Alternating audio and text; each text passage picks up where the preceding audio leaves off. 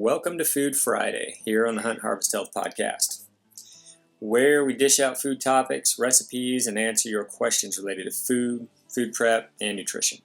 Find our recipes and tips on our website at huntharvesthealth.com. Today we discuss breakfast in the backcountry. I will go over my recipe for my morning Mountain Mush, and we will also briefly talk about sweeteners and why we should all avoid sugar. Today I am going to talk a little bit about backcountry nutrition. Just kind of getting a lot of questions on kind of what my meal plan is when I'm up there and when I'm hiking in somewhere. Breakfast, snacks, lunch, dinner, all these kinds of things. And so I figured I'd just kind of briefly go over what I do. Now, this is completely subjective. Some guys might think what I do is completely wrong for them, taste-wise and whatever, but this is just something that I've kind of narrowed it down to that works for me. So first thing, what I do for breakfast is, I do similar to everybody else. I do oatmeal. It's just loaded with calories. It's just awesome stuff. I love it. I don't really get sick of it because of all the things that I add to it, just to kind of change up the flavor, and it's not just straight oatmeal. I used to do those little oatmeal packets a long time ago, and man, those things will burn you out, and they're just ridiculously loaded up with sugar, which I always try to pull out, but what a pain, and I didn't want to eat all that. So you only get I think each packet you get about 160 calories versus you make it yourself and just take a Ziploc and pre-make these meals. You can add whatever you want, get the calories up to whatever you want, and just make it delicious. So just kind of go over my prep for breakfast, and it's pretty basic, but I'll do anywhere from a half a cup to a cup of oats. Now, my morning meal, which I'll mark on my bags, I do a full cup of oats.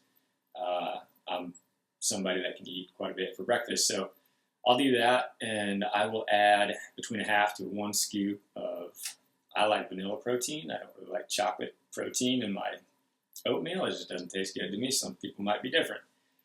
So I'll put that in there. I'll add a couple of tablespoons of chia seeds, which are just loaded with all kinds of good stuff. High in calories, potassium, fat, everything. I put them in a lot of that. So put it in my water, but I especially put it in my morning breakfast. I'll throw either a couple tablespoons of that peanut butter powder that's out there. I'll do that. That stuff's pretty awesome for shakes and whatever, but for back there, I'll either add that or I'll just pack in those little Justins. I prefer the almond butter packets. They got peanut butter. They got all kinds of flavors to them, but I like just the straight almond butter packets. They're like 1 ounce, a little over an ounce, and they are completely packed with calories. They're like 190 calories per 1.1 ounce or something crazy like that. So I love those things. I'll take those and just snack on those. But I'll dump that into the oatmeal in the morning. And then I'll also throw a couple tablespoons of, usually it's like a shredded coconut. If I can only find the flakes, I'll grind those down in my blender and add those as well. So 2 tablespoons of that. Again, just jacking up the calories. And also I'll throw a 1/4 cup of sliced almonds in there. Adds a little more fat, a little more protein. And sometimes I'll put raisins or craisins or anything like that in there. But usually what I'll add, just because I like the flavor, is those dates. I find them at Fred Meyer's in bulk. I like the taste of them. They kind of sweeten up your breakfast, and also they're those little things that look like a wood pellet. Some guys might like them, but I like them in my oatmeal. So I'll do all that. So that's kind of what I've gone to. That gets me well over 700 calories in just my morning breakfast, and that lasts me forever. So and then as far as sweeteners go, I'll add. I'll either throw a squirt of agave in there, or I'll add some xylitol or some coconut sugar. Whatever I've got, I usually go pretty easy. I've always got agave, and I'll just throw a squirt of that in my bag and let it ride. So again, I'll make up 40, 50 of these bags before a hunt, and kind of take what I need according to how far I'm going in, how many days I spend up there. So, but yeah, I try to keep, as little sugar as possible for breakfast. And we can kind of go into maybe a little bit about sweeteners and what's good and bad. Hill, maybe you could jump in and help me out with sweeteners. Why do I not want to have so much sugar for breakfast? Yeah, sure. So the interesting thing about like the oatmeal packets that everybody buys is those are so full of sugar. The reason that they aren't that good for you is because that excess sugar is going to spike your blood sugars rapidly. There's not a lot of protein or fat in those. Unless you're adding a lot of protein and fat to them, there's not a lot. Yeah, so you can get there's away from the refined sugar in it. by just getting the regular packets that don't have the flavor. But, then they're just boring and unflavorful. So. Yeah, and here's the thing. Sweetness is one of the first tastes that we develop as a child, and so most people are somewhat addicted to the sweet taste, and we do like that. So sugar also, and when I say sugar, I mean sweeteners.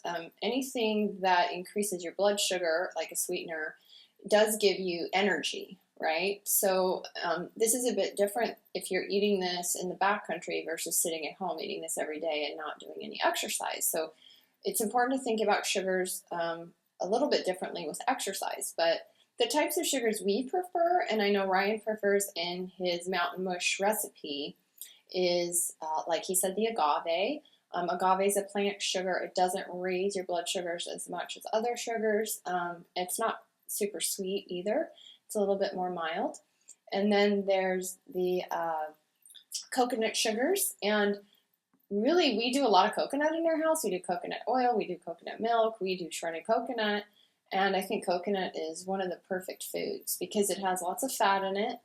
It also has sugars in it, but it has a really high nutrient profile. And that's why I added, like I said in my little recipe there, I add, coconut, shredded coconut to everything, everything that I can, my bars, especially my breakfast. So I'm always trying to improve my fat content. Yeah. I'm always trying to jack that up. And you get a lot of fiber from coconut too. So as far as a sugar goes, coconut sugar is good because it has a high nutrient profile, so it retains a lot of its nutrients, unlike processed sugar, beet sugars, or high fructose corn syrup.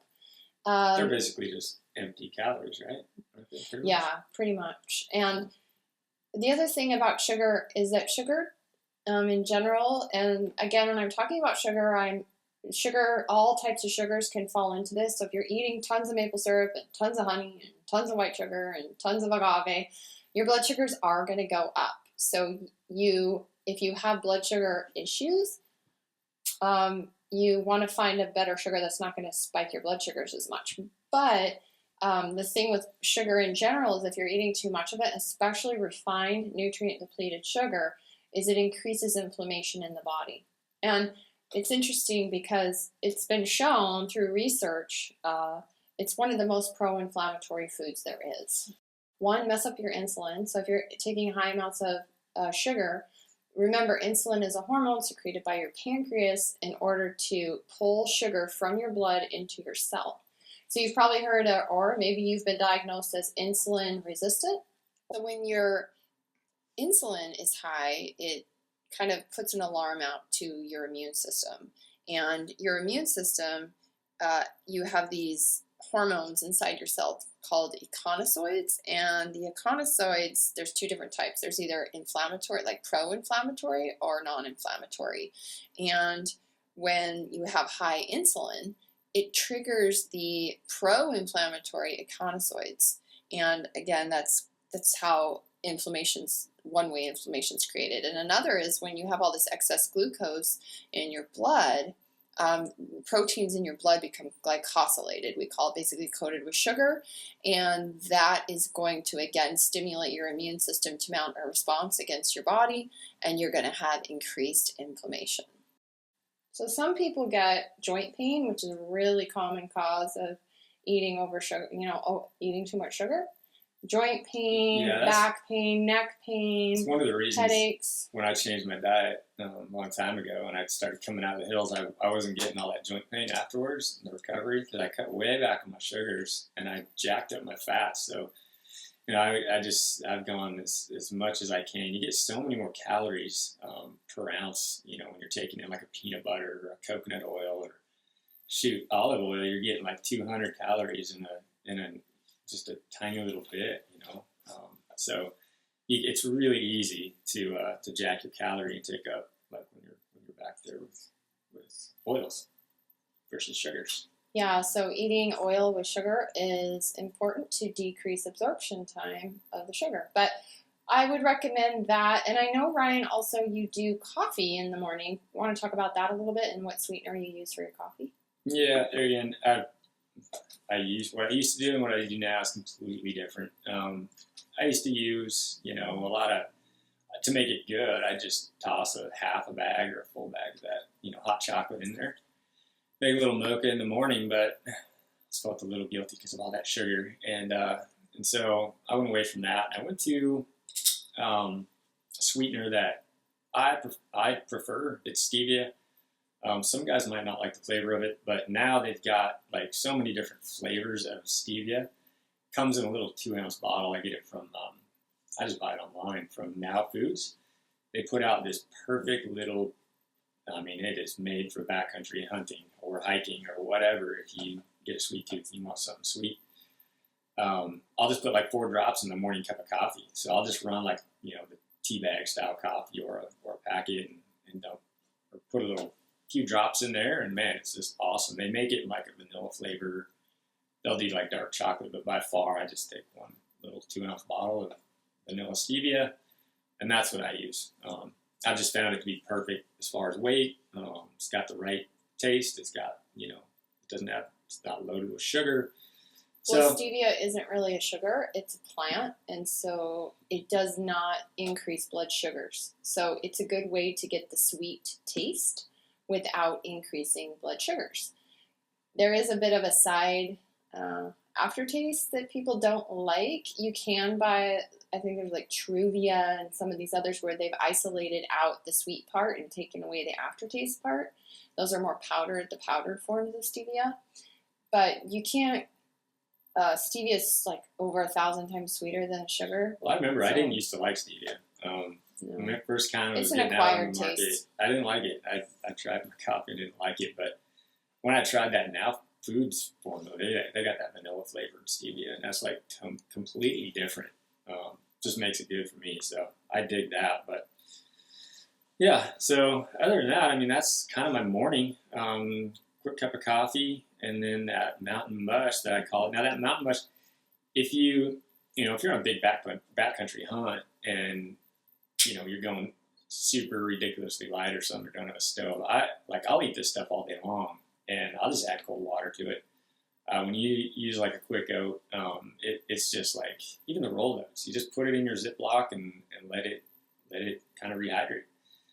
And I'll just eat it right out of the bag. I just always have a few bags of that in my pack, and I've got a spoon, and I'll just eat that. And that's my go-to for lunch. That's my breakfast. I'll eat it for snacks throughout the day. I'll make some smaller bags that I just kind of eat throughout the day versus that big old morning bag that it's got like well over 70 or 700 calories. It's got over 40 grams of protein, tons of fat and all that. But I don't know. I found this meal that I look forward to it. I can change up the flavors if I want to. I'm still getting the oats. I'm still getting the calories. I'm still getting the protein powder. But then you can just kind of throw a bunch of other stuff in it and make it, different. Whether you put peanut butter in or almond butter, or this or that. So that's about it. That's what I do for breakfast, and that's kind of my morning.